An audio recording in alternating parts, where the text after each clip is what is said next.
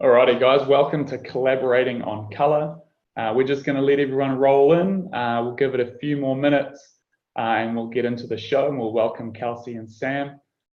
So yeah, just hang tight. If you're new to Zoom, the service that we're using for this live stream, just put your mouse over the screen and you'll see the chat function and also the Q&A. So please test out the chat function. Let us know where you are.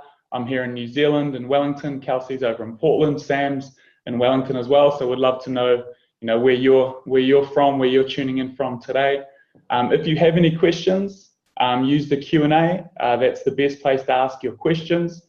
What's up, John? He's in LA. We got Francisco in Mexico. Manny in Detroit.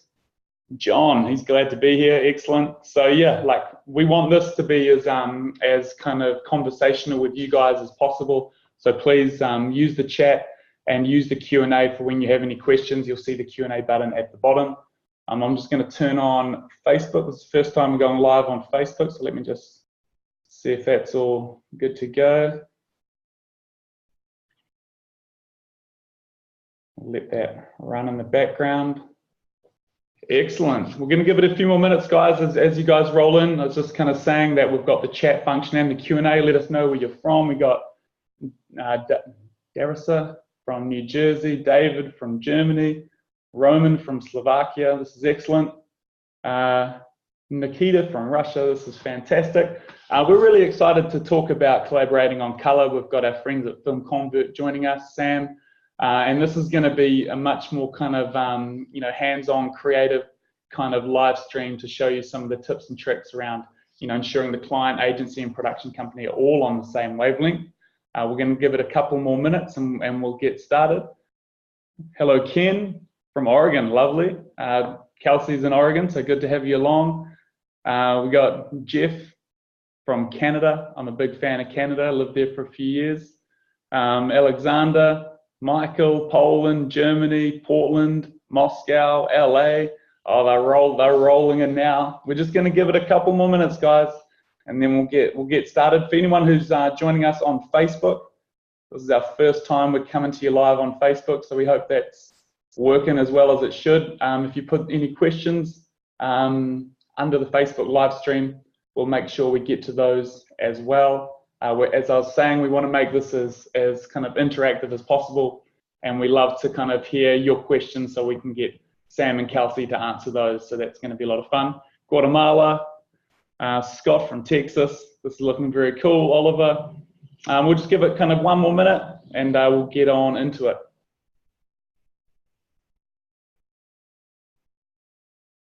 And if you want to test the Q&A feature as well, feel free to ask a question. I was discussing with Kelsey actually recently about whether this is a webinar or a live stream. I'd love to know what one you prefer. She thinks webinars are from the 90s, so live stream it is. All right, let's jump into that next slide. So we're going to start very shortly, but I've just got a couple of quick questions for you. The reason we do this is it's just really nice to hear kind of about where you guys are at in your video journey, the kind of companies you work for, and then we can kind of tailor this presentation a little bit based on your needs. So I'm going to start a quick poll. Let me launch this poll, and you should see this coming up. So we'd love to hear what describes your organization. We've got a really wide mix of people and organizations using our tools, so we'd love to learn more about that, and also how many videos your company is producing per month. And then, yeah, that'd be fantastic to know. All right, so the results are rolling in. We've got quite a mix, actually. Freelancers, agency, production companies, 45%, 40% freelancers, 30% agency, production companies. Now, most of you are producing 1 to 5 a month, but there's a lot of you actually producing 6 to 20. That's pretty cool. I'll show you these results in 1 second. All right, let's end that. Let's share these results with you. So yeah, there's a bit of a mix. So Kelsey, Sam, this is pretty interesting stuff. We've got a lot of people kind of making the round 3, 4, 5 videos, but 10% of you are making 21 or more a month. That's pretty epic, and a bit of a nice blend of people with different organizations. Alrighty, so let's get this started. Jump on to the next Next slide, Kelsey, Sam, let's turn on your mics, turn on your cameras. We're very excited to introduce these two heavy hitters. We've got Sam, who is a colour supervisor at Film Convert. He is an absolute magician behind the scenes, playing with all the numbers that make the colour in your shots come across the way it can and its best. And we've got Kelsey, aka Premier Gal, filmmaker, and she's recently joined Wipster as the head of creative growth. Another wealth of knowledge. Guys, I'll hand it over to you. I'll turn off my cam and you guys can take the floor. Great. Thank you very much. And welcome, everybody. I think we should kick this off by just explaining, why we're here and why colour is important. Let's start with a quote. Colour is a power which directly influences the soul. Colour is a universal language that we all know, but no one really fully understands. We have a really deep connection with colour, and it makes it very, very evocative. So having a better understanding of the psychology of colour and how it can affect your audiences will make you a better storyteller and filmmaker. So I've just put a quick example up on the screen of how different colours can evoke different emotions. And if you have a look there,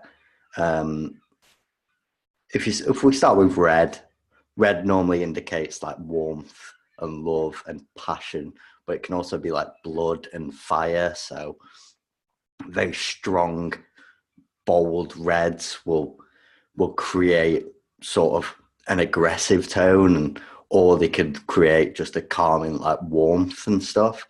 Whereas on the opposite end of the spectrum, blue is something that we associate with like coldness and skies, but also cleanliness and like depression, but also like it can be very calming. And that's from the representation with the skies and the seas and stuff like that from nature. But also green's very associated with nature. It can be peaceful, fresh. It can also be envious, and probably why it's so associated with money. And yellow is obviously sun, but it can also be like hopeful, and it can produce vitality, but it's also associated with cowardice. And then magenta-y purples and stuff, where it's like sort of, it's not as noticeable, or it's not in nature as much. That's why we associate that colour with like otherworldliness and creativity and mystics and things like that. So that's just a quick example of how colours on a colour wheel can just evoke different emotions in your audiences. And then we can talk about tone when it comes to colour and creating the mood and atmosphere of a scene by using colour. So for example, I could take one scene and I could push it over with a red cast, and that might make it look warm and a bit cozier and things like that. But if I was to put a cast of blue over there, or maybe towards green, could really make sort of an isolated, cool, calm sort of look. Just a total different atmosphere with just a little switch between colours. And it can also be used, colour, as a thematic device. So it can represent character traits and arcs within a story. So basically, it's key to know your colour psychology and how it's affecting the audience.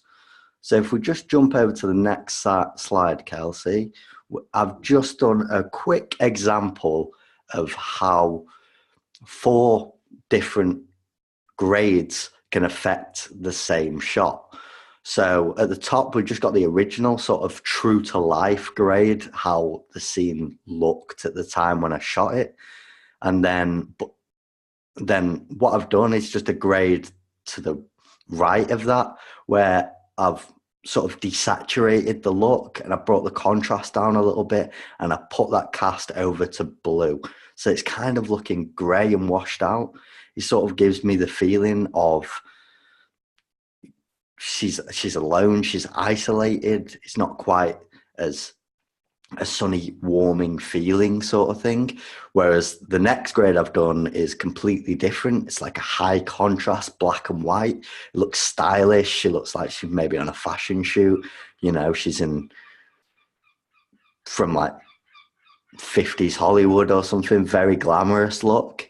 And then the last look is sort of very popular at the minute in color grading, especially with in Hollywood films, and that's the teal and orange look.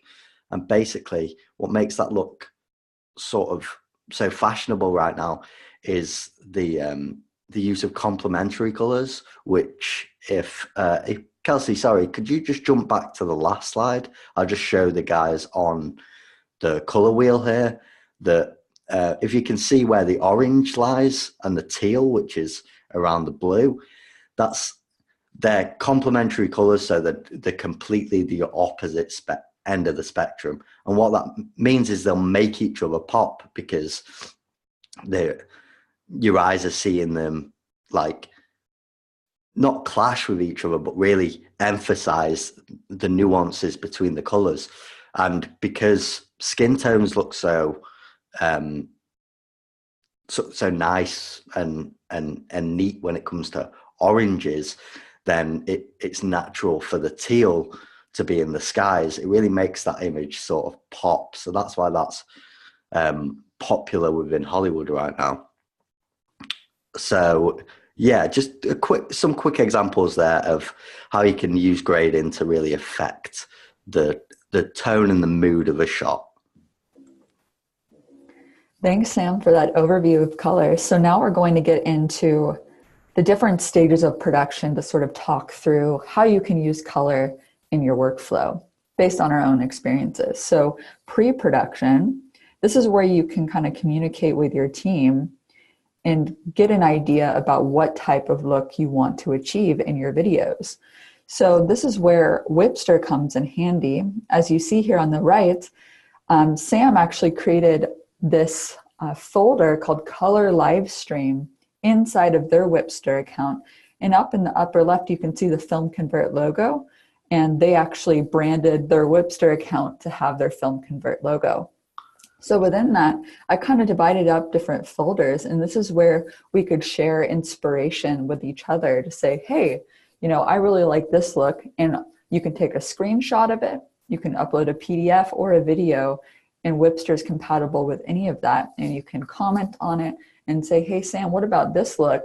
And because Sam is in New Zealand and I'm in Portland, Oregon, we're able to communicate visually with each other because it's a visual medium. And this is usually where you decide on what type of cameras you want to choose to achieve that particular color look.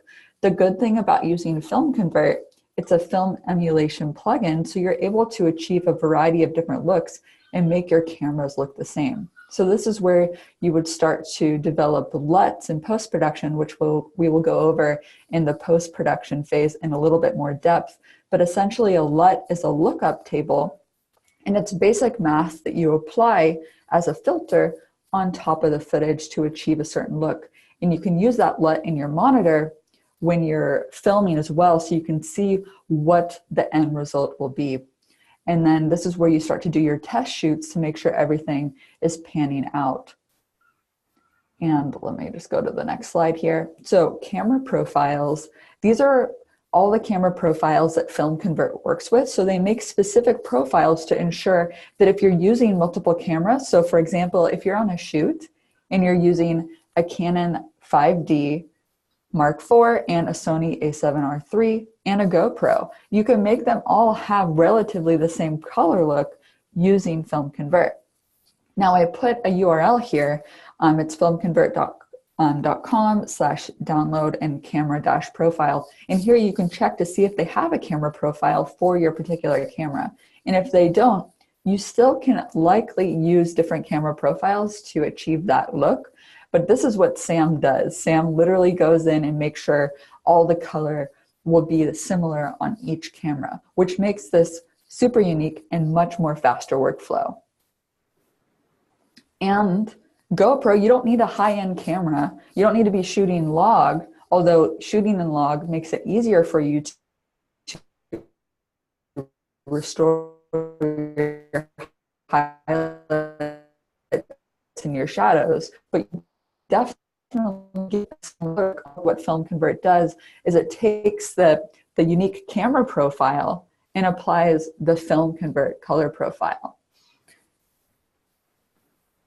Go to the next slide here.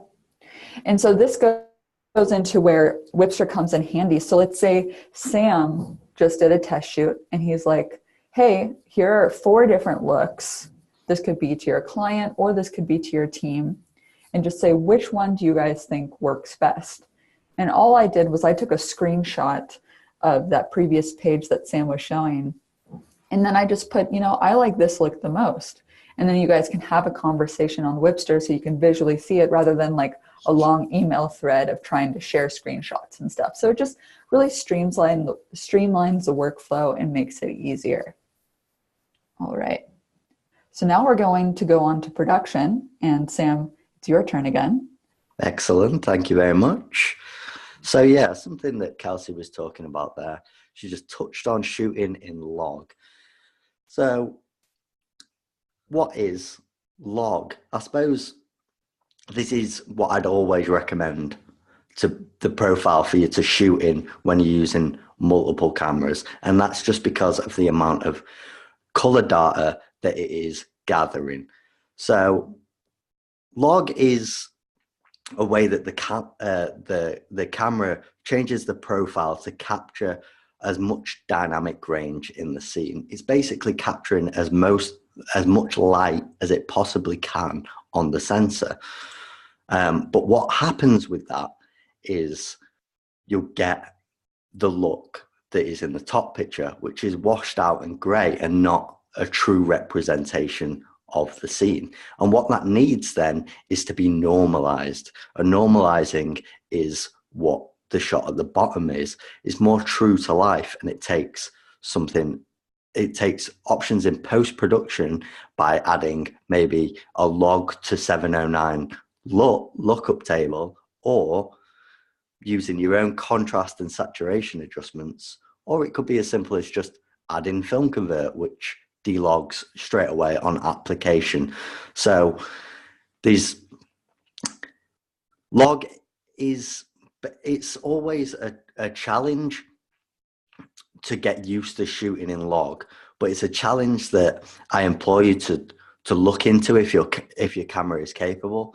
Now, I think of it like buying a house. Okay, so if every shot is like buying a house, you have 2 options. You can either buy the house that's been built, it's ready, you know exactly what it is, and you know exactly what you're getting. You can see it, it's there.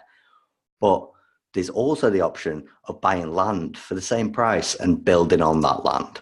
Now, it's going to take more work to build on the land, and you're going to have to visualize what it's going to finally look like. However, that visualization might be exactly what you need, and you might be able to move the house somewhere that's a little bit better for the sun, and then it could be you could build it exactly to your specification. So it's always a choice, and it does take longer to deal with in log, but you've just got to weigh that up before every shoot.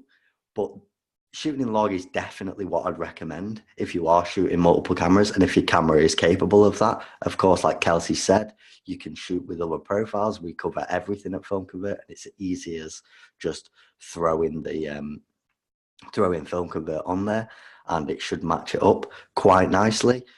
But tools like Film Convert and the color chart that you'll see in the shot too, they're super easy tools. So it's like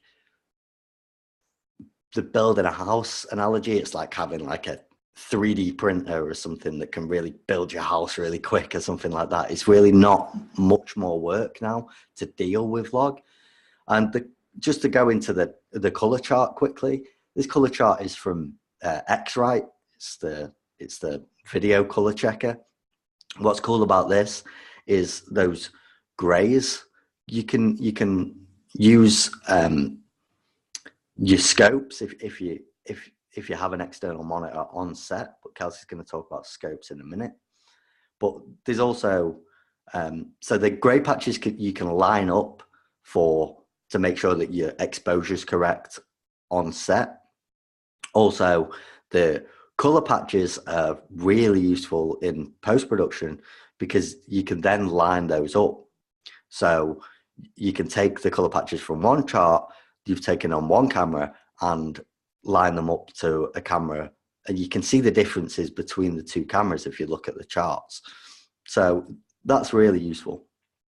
And just in terms of communication when you're in production, it's so important to be speaking to any person within the art department and things like that, because if you can't quite get the look in camera that you're looking for, you know, like, or the emotional response you want, which you obviously will be aiming to do, but those guys, if they're on the same page and you're all working together, you're gonna get exactly the look that you're going for. So the communication with those guys is key in production. So if we just run on to the next slide, Kelsey, then yes, we'll talk about post. Post. Yes, indeed. So we've got, so let's just go for, you've shot everything, you're happy with it, it's on your timeline, you've edited it, you've locked that down. So it is time for the color grade. So the best thing, well, I'd always recommend, is to start putting Film Convert on, because Film Convert will get you a great look. And if we've already decided on that, that's the look that we're going for, it's time to start applying it. So if we just jump over to the next slide, Kelsey, Doing that. Sorry about that. I had a mouse no issue. Let me play the screen recording for you. Yes, great. Whoops, that just went to the next slide. Let's try this again.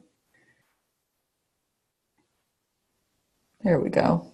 So here's just a quick example of me putting Film Convert onto a locked timeline that I've done. So here's me going into the effects panel and dragging Film Convert onto the clip.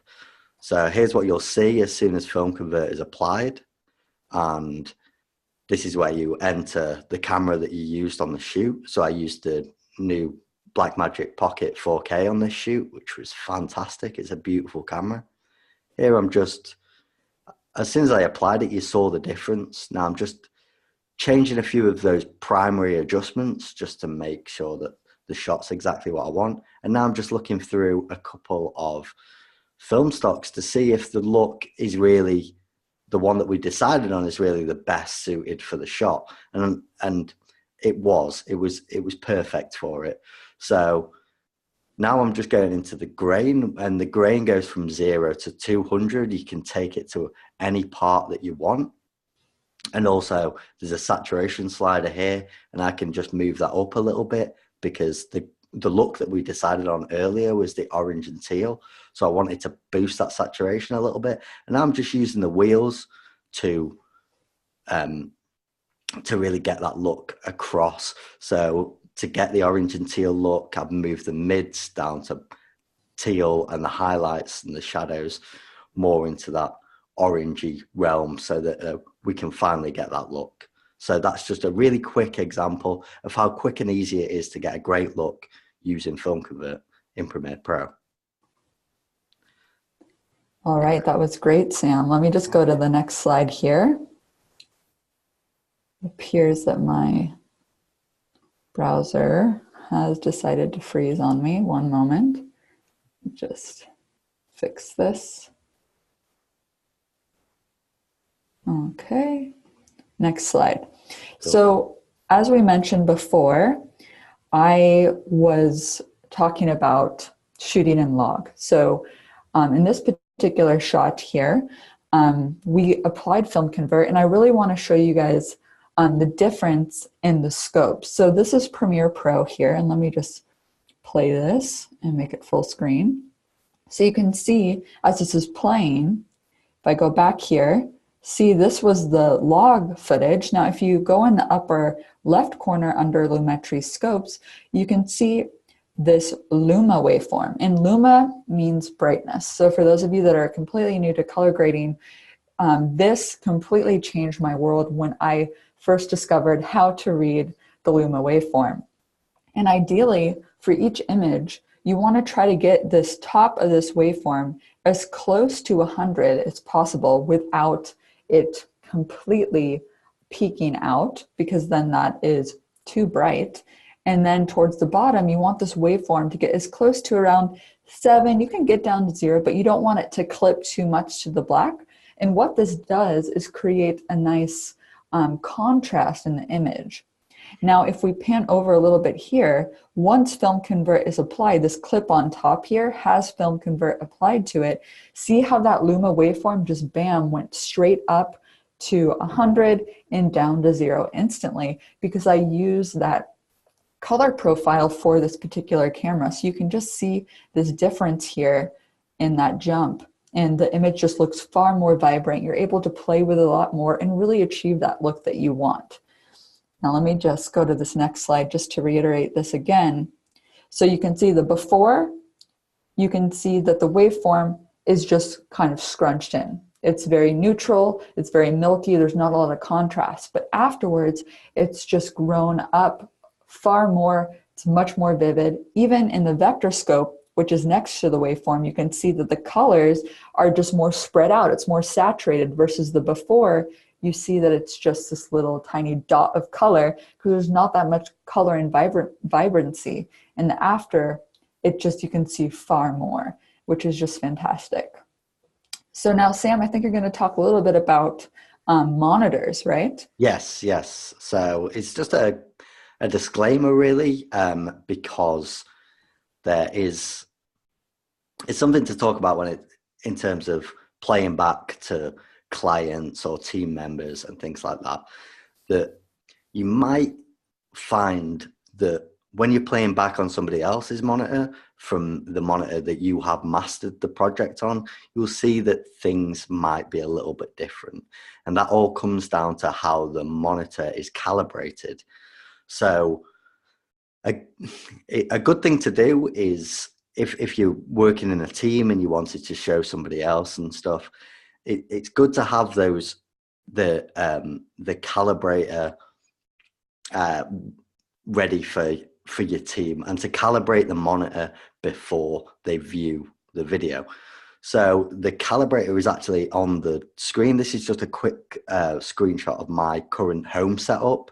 That the little probe on the laptop there, that is a calibrator. And what happens is it reads colors and blacks and whites that are flashed onto the screen and gets you exactly into the ballpark of where that color needs to be for whatever you are delivering to, and getting to know what methods you are,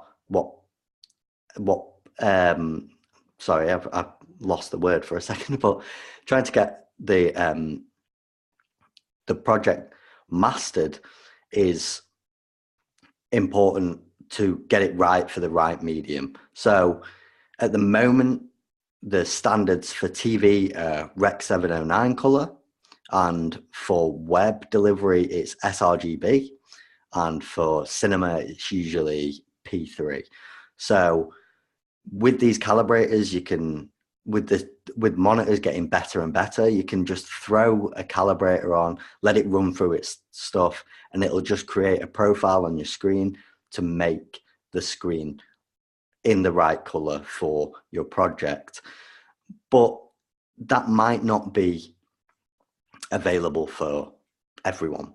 So a good thing to do is really learn how to communicate that you have the right setup for the color, and then communication and feedback within Wipster can really help to let the client or other team members know that, hey, I've got this current setup and I'm really happy with how it's turned out. And if if they're seeing something a little different and they're not quite sure why, maybe you could see if they can come to see it in your setup so that you can show them or explain why this might be and why you can get across to them that you have the correct monitor setup, you have the correct viewing environment to ensure that the grade has got to your standards. So I'll give you a quick run through of this picture. So what I've done here is I've got the calibrator on my MacBook that was just rolling through. Other thing to talk about in terms of setting up your workstation would be the darkness. And so you want to keep it quite dark.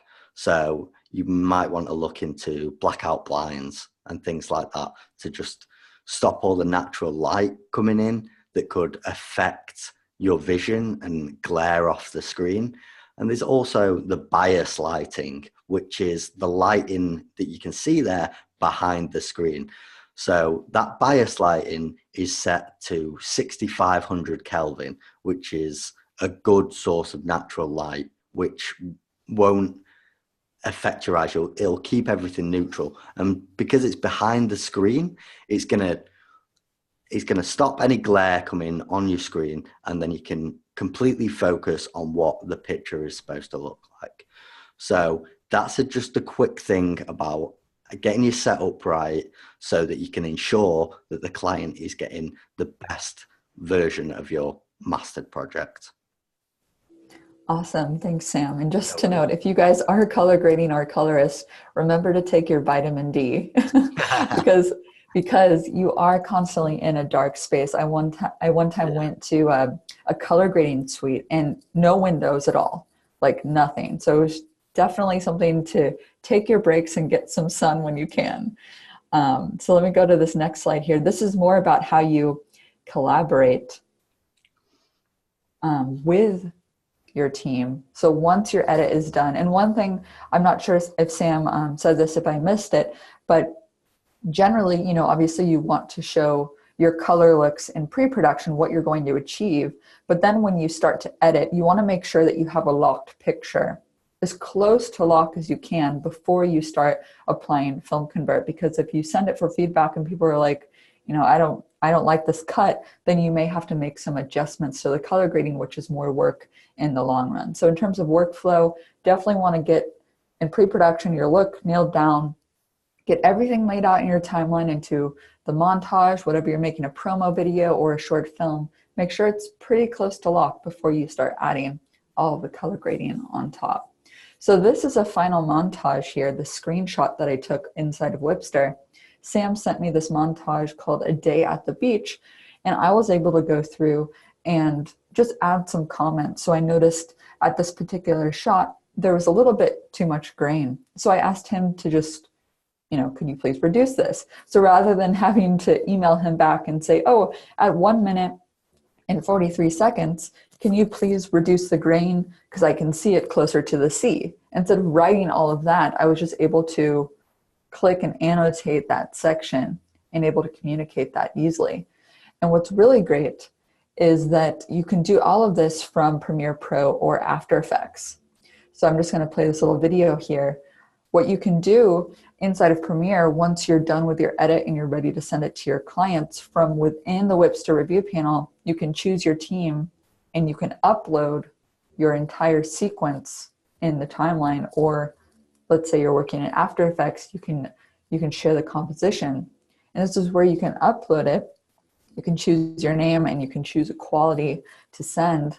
And then you can also send a note along with that from the panel. So that way, if you're up late editing, you can just send this and it will share it with your colleague or your client overnight so you can wake up to edits and comments on screen. So this is just a way of further streamlining it. Of course, you can always just drag and drop your final video into Wipster and you don't need to have Premiere Pro or After Effects. But this is just an easier way to do it because then your comments appear as markers in your timeline and you're able to just quickly select them and check them off like a to-do list, which is super useful. I've been using Wipster since like 2016 and it's definitely helped me communicate with all my clients because they're all over the world.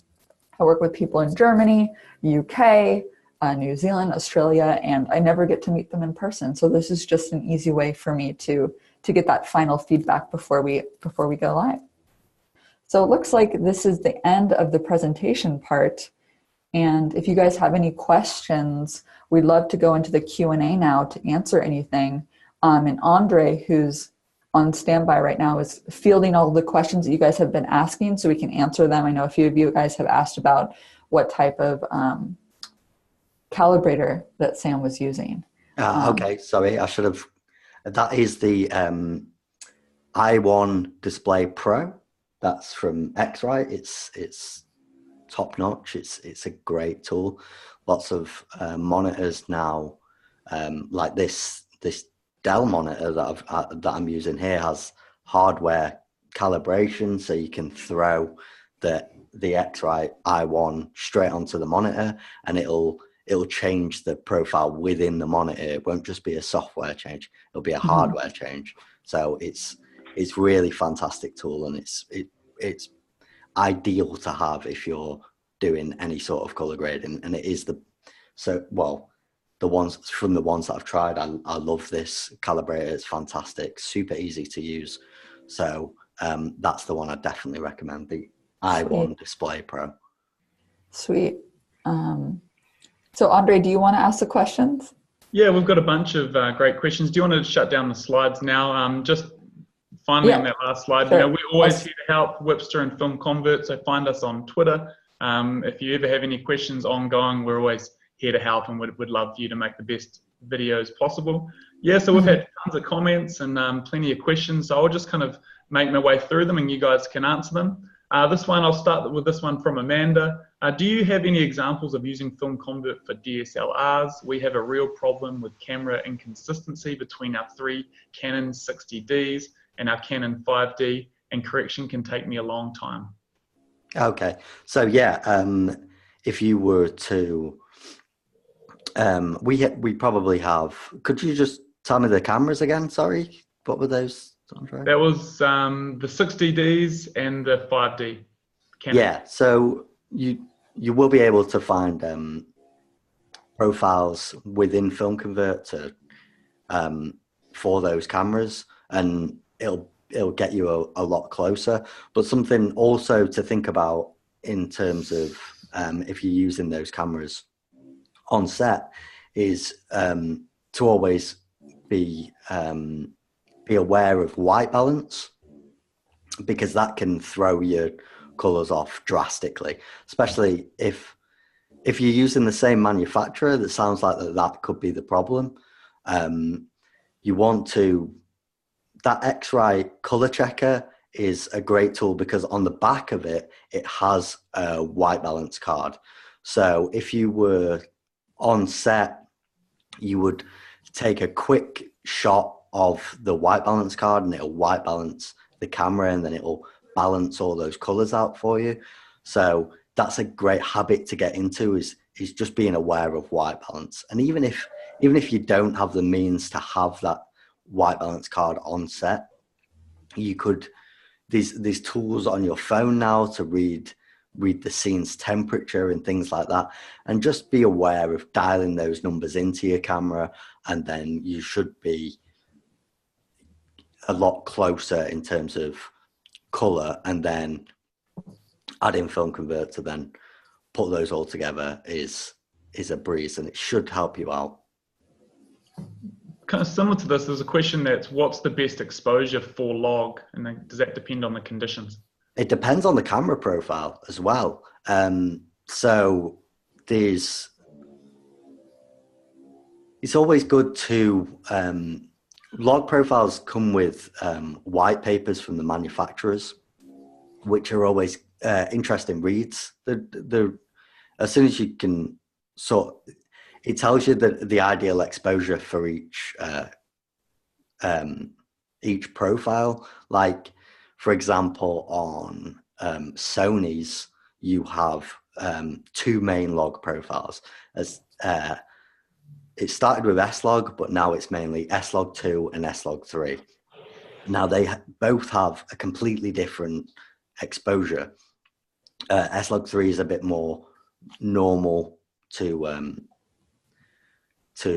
normal Rec 709 exposure, and in terms of middle grey, that is, and whereas S-Log3 is a bit lower. But if you have something like the color chart, and you have access to scopes while you're on set, or even things like the histogram, you can line up those grey patches with the middle, like the middle of your waveform or your whatever scopes you have at your means, and then that should give you a pretty consistent exposure across. You've just got to make sure that you're not clipping at the top or anything like that. So yeah, unfortunately there's not just a clear answer, but if you search Google with the profile that you're looking to use and things like that, there's plenty of forums and stuff out there for good exposure, but it does depend on a few different things. A question about the orange and teal look. Do you do 2 instances of grading on the clip, i.e. one for orange skin tones and one for the teal? That's from Andre. Well, there's a number of ways you can do. I mean, you can do it like that. I just did a quick example, like so if you go in that, like, it's definitely a secondary control. So if you really want to tune in those little details of each one, sure, it's great to key that color out and then just work within that color, and then that key out the teal and then look into that and dial some things in and stuff like that. But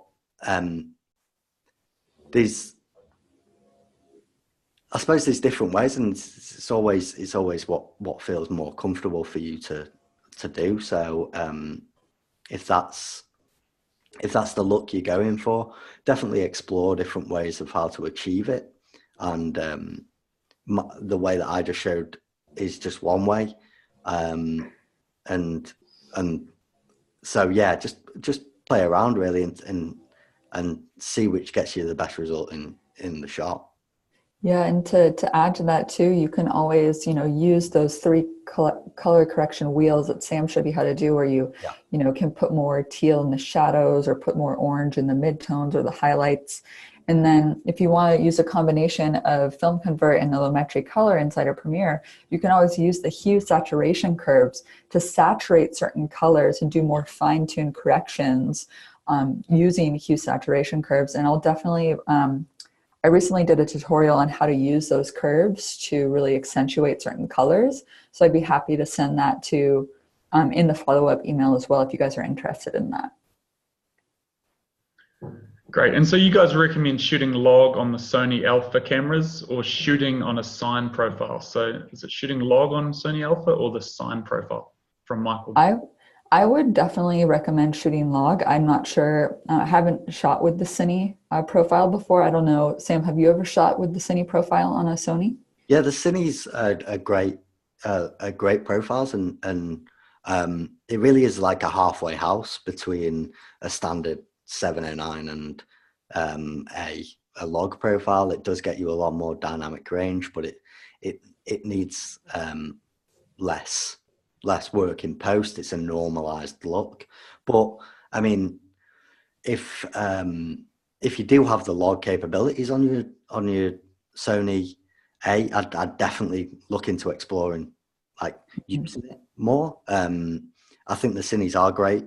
It really depends on the shot, and it's the decision, like I was talking about before, that it has to be made before each shot. So if you're more comfortable shooting Cine and you're happy with the dynamic range you're getting from that scene, great.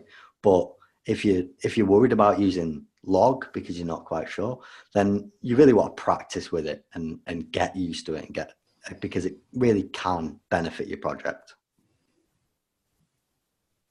Cine, not sign, eh? Yeah. Another one from Michael. Do you have any tips for the HDR color workflows in Premiere? Working with HDR.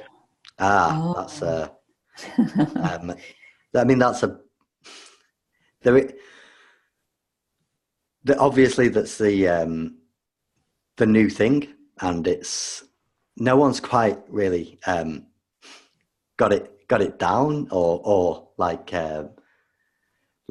made it as super user friendly yet, because there's different standards for HDR, and there's a current battle like with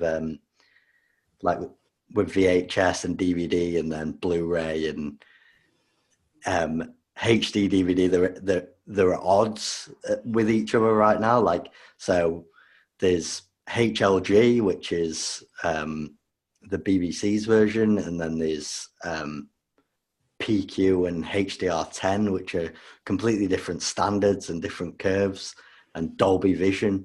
And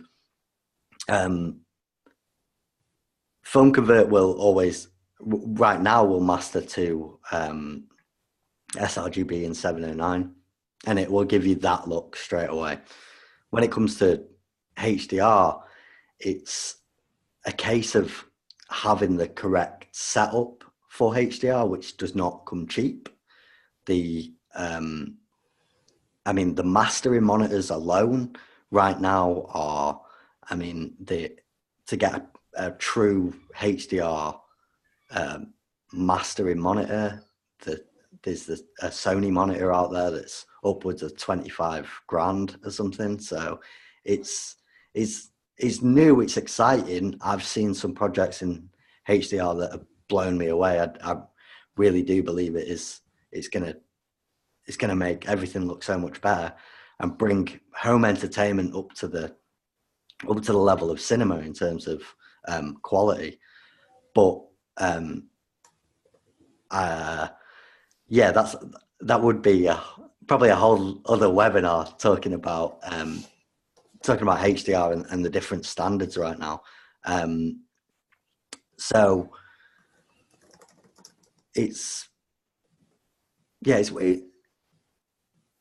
Premiere, like they have only just added the color management into Premiere. So it was just completely just 709 mastering, 709 all the way through, and now they have color management options, which are quite tricky to get around. They're not the most user friendly controls, and you've just got to get, if you have the setup of a editing station, which is then outputting the HDR signal to your monitor, and your project can be mastered towards HDR, then right now you probably want to look into Resolve, because DaVinci Resolve is a lot better and a lot more user friendly for mastering to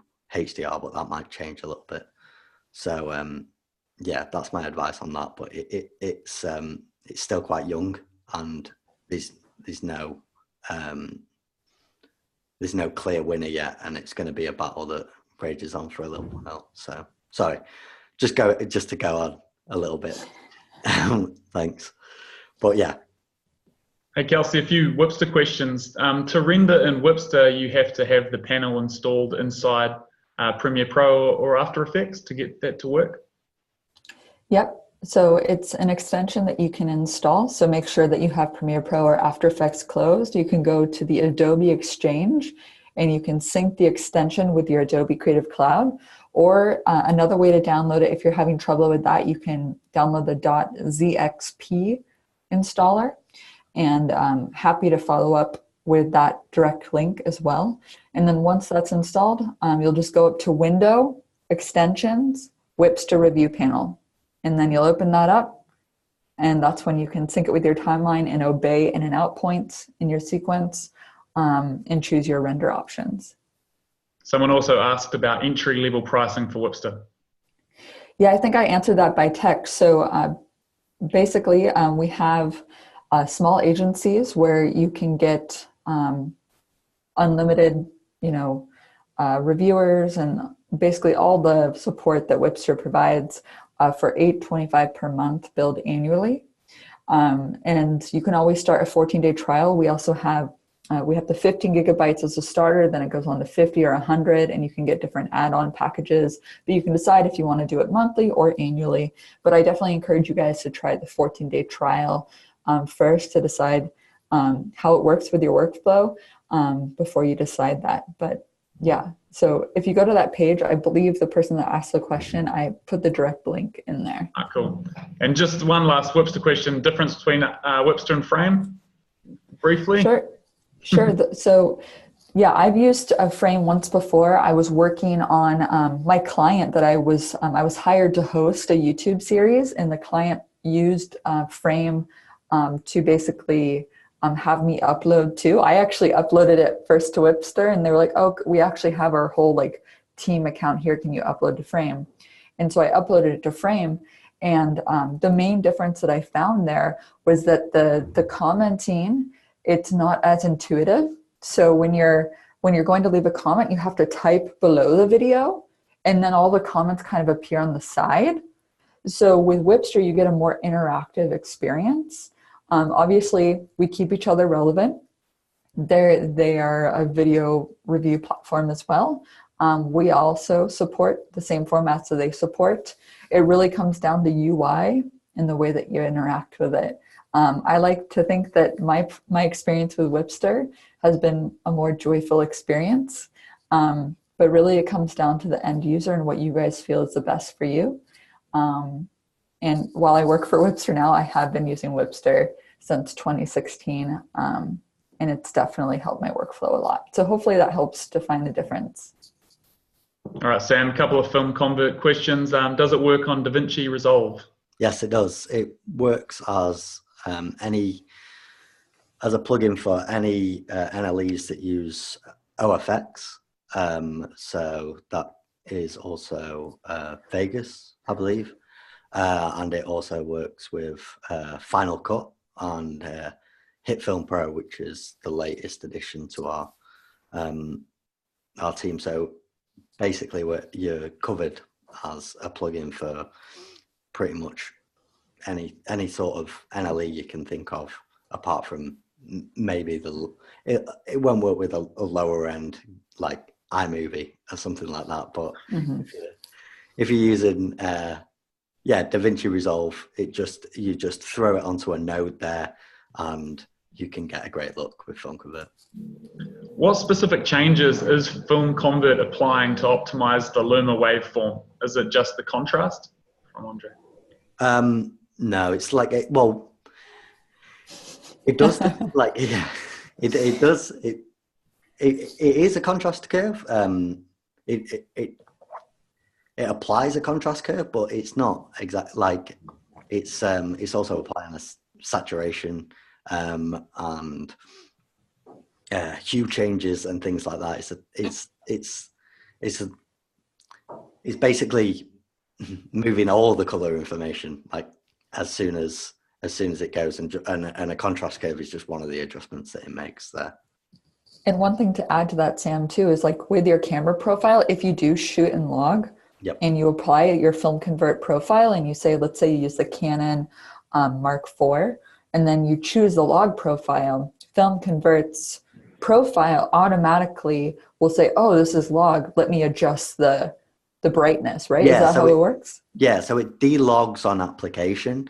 Delogs. Yeah. So the process of normalization that I was talking about before, that's what happens. As soon as you put Film Convert on, it'll normalize it. And when Kelsey was talking before about the scopes and things like that and how the Luma does stretch out, it's always designed towards the response of that camera and that camera profile. So it'll give you the correct response curve for it to be normalized into the Rec 709 sRGB space.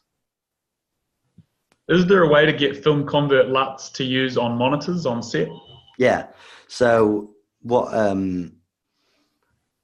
if you go to the bottom of the plugin, there is I think it's like a LUT generator, right? Yeah. So there's like a export LUT setting which has various different LUT sizes in there that you can then export your look from. And if you're on monitor, the best thing to do is, you know, pick your camera profile that you're planning on shooting with, and then go down to that setting and choose something small. Like I normally recommend 17 by 17 by 17 size of the LUT, and that's just the amount of data points that are within the LUT. So a 64 LUT will be like more accurate, but it'd be a lot bigger, and it's something that's not necessary for a monitor LUT. It's more necessary for things like mastering grades and things like that. But if you're just having an onset and you need it to change your luma a bit and normalize your shot and stuff like that, so 17 by 17 by 17 is a great size for you to then to just export. It exports to like your desktop, and then you can just, if you're using an Atomos monitor or something like that, you can just drag and drop it into the file directory on the monitor, and then it'll just appear as you can use it. And then also now cameras are allowing you to add view LUTs directly into the camera, which is an awesome new feature, which is available with the GH5 and the new Blackmagic, and it's probably going to start becoming much more of a thing across the board. So yeah, you'll be able to do that, and then it'll make shooting log a lot easier and a lot more user-friendly. All right, time for a few more questions. One more film convert one. Do your correction nodes sit before film convert, or do you apply film convert and work after the conversion? So this is in DaVinci Resolve, I assume you're talking about. So it just, again, it depends on your workflow and at which stage you're putting film convert. But I tend to say that primary adjustments would be before film convert. So if you want to just if you want an exposure change, and if you want to change the contrast a little bit, then maybe before film convert. If you're using film convert as the delogging stage in DaVinci Resolve, then it's probably one of the first nodes that you want to put on there. But if you're just using film convert as the final look to a grade that you have sort of put together yourself, then putting it on as a final node will also work there as well. So it's, again, it's a case of you've got to think about what you are actually using film convert for in DaVinci Resolve. If you're using it as the final look, but you want your own adjustments in there, then I'd suggest using it at the end.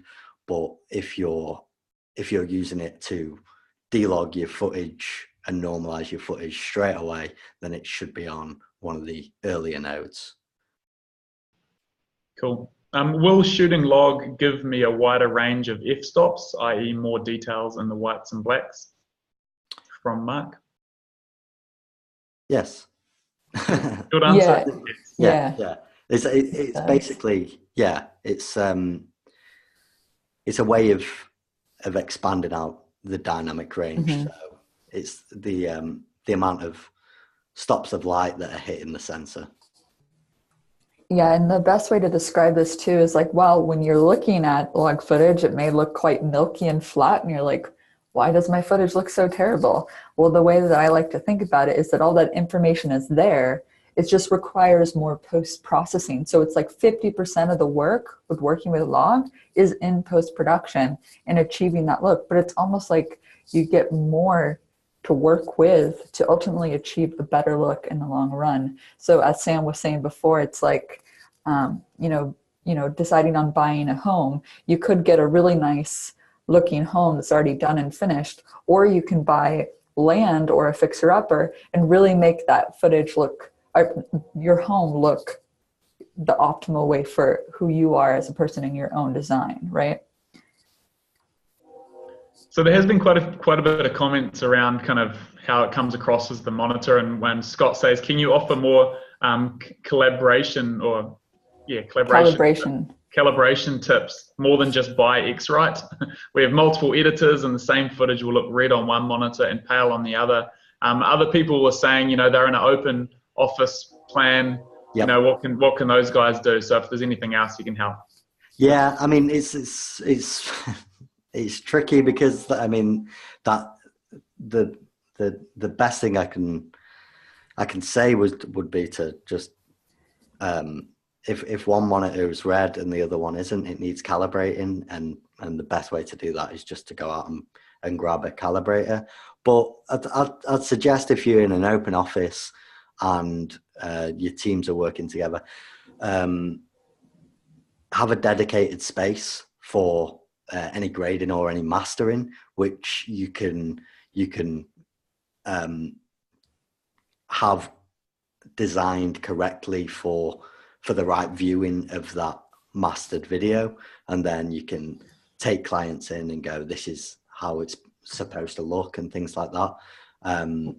That if you're in an open office, just think about ways that you can set aside a place where you have the right viewing environment to go, this is the mastered video, so we're all on the same page, let's have a look at it. And that's probably the best advice I can give to the people that are in the open office. You can also I know in Wipster here, we all have like Apple laptops that we work from. And one thing to note is, like, if you go to your Apple preferences and you go to your, I think it's displays, you can go to the color and you can actually calibrate your monitor using the built-in display inside your Apple. So you can make sure that everybody's on the same profile. So everybody's seeing the same thing. That's another way of doing it without having to buy an extra tool. They can, depending on the age of the monitor, like they can change quite drastically, like with those ICC profiles in the Macs and any display profiles that are just set on your computer or monitor, then it is always best to double check that they're all on the same setting and things like that. So it may be down to that. And some other things you can do is always make sure that any sort of night mode or anything that you maybe turns your screen to a certain color to protect your eyes at night or something like that. If those are on, make sure they're off. But there's so there are definitely ways like that, like Kelsey just said, just make sure they're all on the same profile and things. All right, guys, we'll do one more question. And sorry we didn't get to every one of them. We've got another kind of 10 questions here, which has been pretty awesome. But the final question, I thought this was a good one to end on, and that is, what new trends are you guys seeing with your clients within commercial and product work? I guess for me, I mean, I'm more in the educational space, but I think one thing I just want to end on, and Sam, you can answer this more directly because you're doing more of the color work.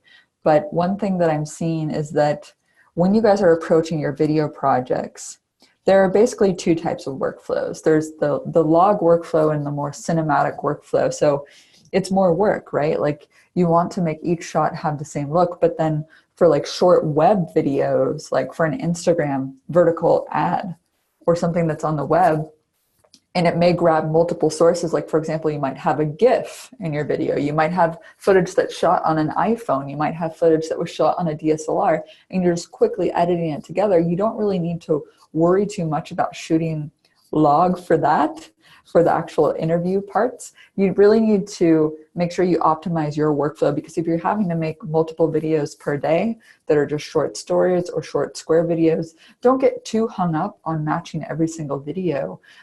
Mainly, the content wins. If you have a good story, people are going to watch it anyway. Color is a great way to complement that. So really kind of sit back and decide, do we want to make this a really cinematic look, each shot like kind of a documentary or a more short film, or are you just doing like a short story? So that's something I just want you guys to think about. Yeah, that's great. Story's always king.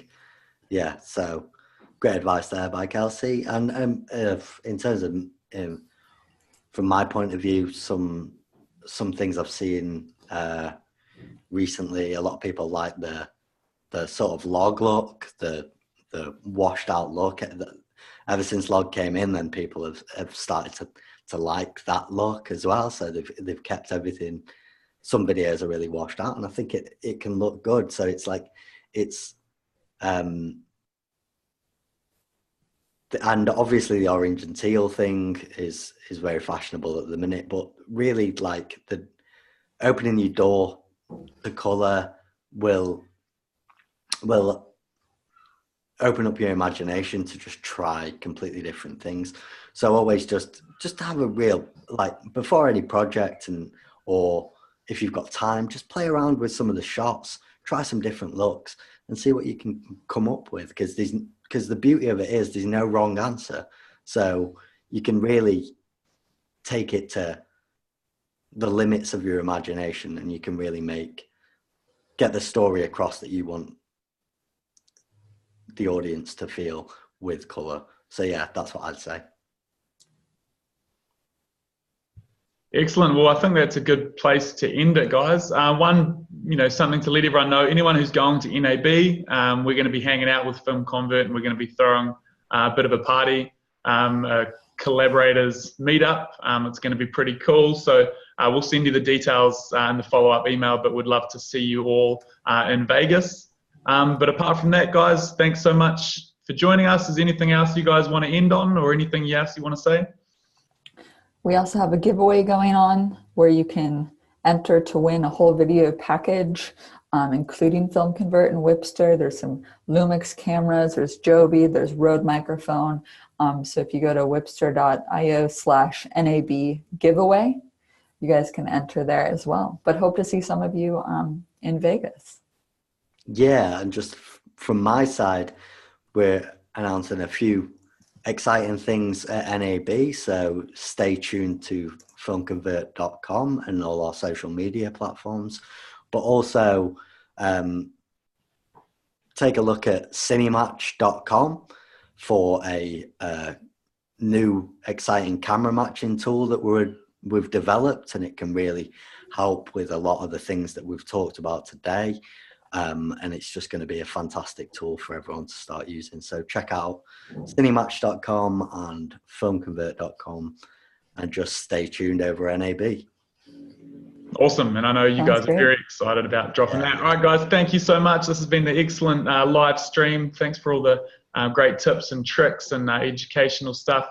We'll sign off. Thanks to everyone for joining us. Thanks for all the questions. There's heaps of engagement, and that's always great to see. Signing off, pushing in meeting. See you guys later. Thank you very much, everyone. Thank you.